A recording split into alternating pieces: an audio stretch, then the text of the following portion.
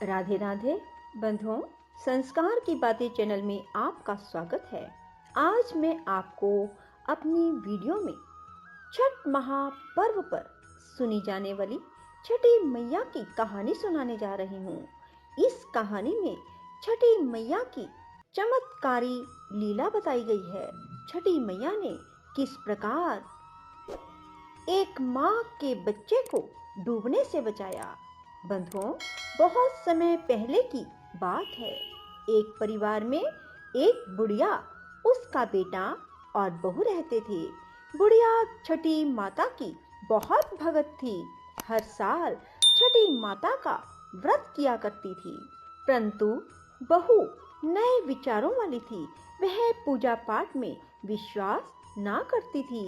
एक बार जब बूढ़ी अम्मा छठी मैया की पूजा करने की तैयारी कर रही थी, बुढ़िया मैया का बेटा आम की लकड़ी तोड़ कर ला रहा था।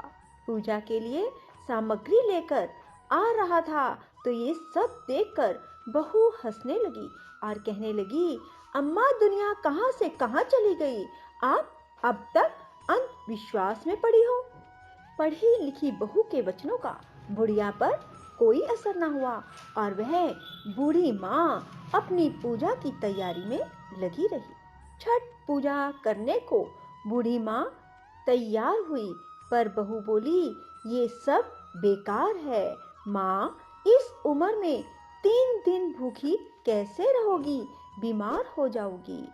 नई बहू की ये बातें सुनकर उसके भोलेपन पर बूढ़ी माँ मुस्कुराने लगी। अरे बहू, शादी के बाद मेरे संतान नहीं हो रही थी, तो मैंने यही छठ व्रत किया था। छठ मैया ने मुझे पुत्र दिया। यह अंधविश्वास नहीं है। माता का तो कण कण में निवास है। तू भी मेरे साथ छठ मैया का व्रत रख, तेरे भी गोद हरी हो जाएगी। पर वह ना मानी। वह मुंह टेढ़ा करके सासू माँ से बोली, माँ, मुझे कोई दुख नहीं है। मैं पूजा पाठ नहीं करने वाली। दिन रात मैं अपनी जिंदगी में मस्त हूँ। मुझे सुंदर पति मिला है। मुझे किस चीज की कमी है जो मैं छठ माता का व्रत करूं? माँ, कर्म ही प्रधान है। सासू माँ, बाकी सब बेकार की बातें हैं। सासू माँ के लाख समझाने के बाद भी बहू पर कोई असर ना हुआ। वह नास्तिक थी। छठ माता की बुराई करती ही जा रही थी। उसका पति वहां आया। उसने भी अपनी पत्नी को बहुत समझाया, पर वह ना मानी। सीधे सीधे बोली, मुझे नहीं करना व्रत।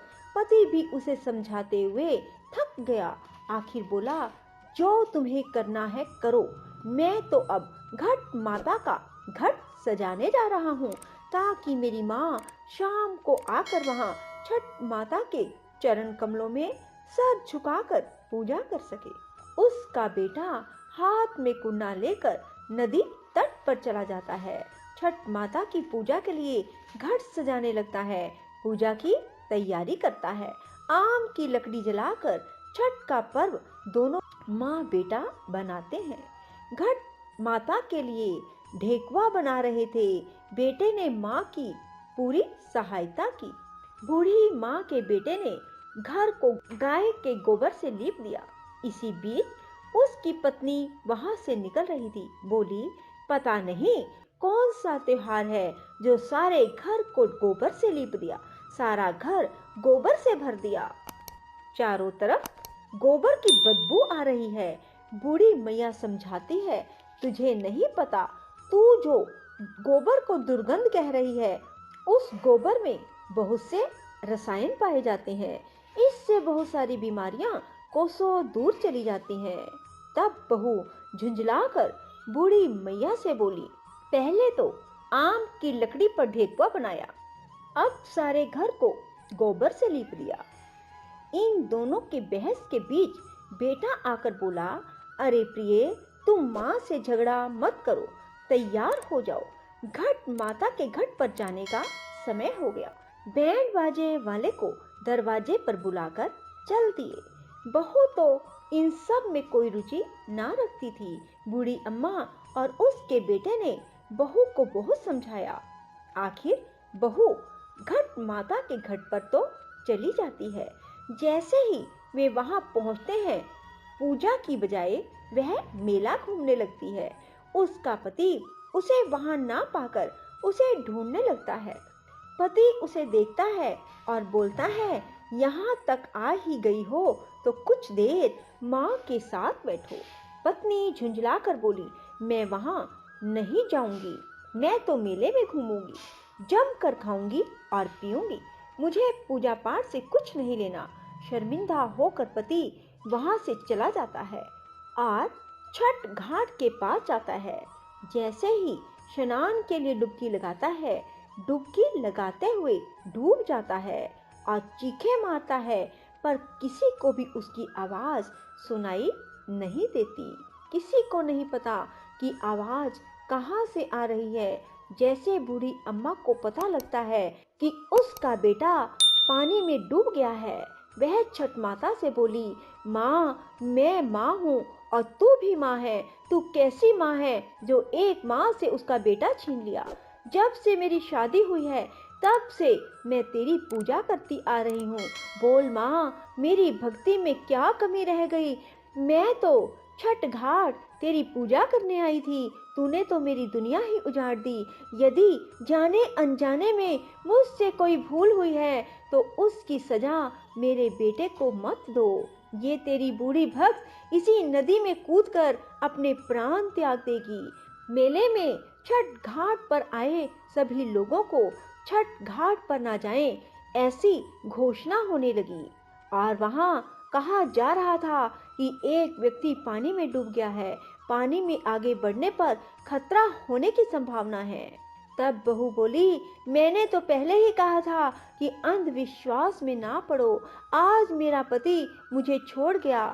और वह सासू माँ को बुरा भला बोलती है, फिर छठ माता को कोसने लगती है।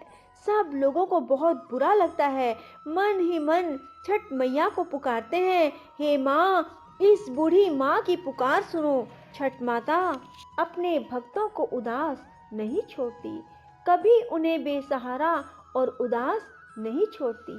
जैसे ही बूढ़ी माँ पानी में कूदने लगी, नदी से लहर उठती हुई दिखाई दी और वो लहर किनारे की तरफ आती है और बूढ़ी माँ का बेटा उस लहर के साथ बाहर निकल आता है। सबकी आंखों में खुशी के आंसू आ जाते हैं। बूढ़ी माँ खुशी से जोर जोर से रोने लगती है। बहू भी खुश बहू भी खुशी के आंसुओं को रोक ना पाती है। तभी आकाशवाणी हुई। उस आकाशवाणी में छठ माता ने बूढ़ी मैया की बहू से कहा, मैं अपने बच्चों का अहित नहीं करती हूँ। मैंने तुम्हारी आंखों से अज्ञानता का पर्दा हटाने के लिए तुम्हारे पति को पानी में डुबोया था। पुत्री, मैं सदैव अपने भक्तों की रक्षा करती हूँ। इस कलयुग में जो मेरी पूजा करता है उसकी मैं सभी मनोकामनाएं पूरी करती हूँ। इतना कहकर छठ माता अंतर्ध्यान हो गई।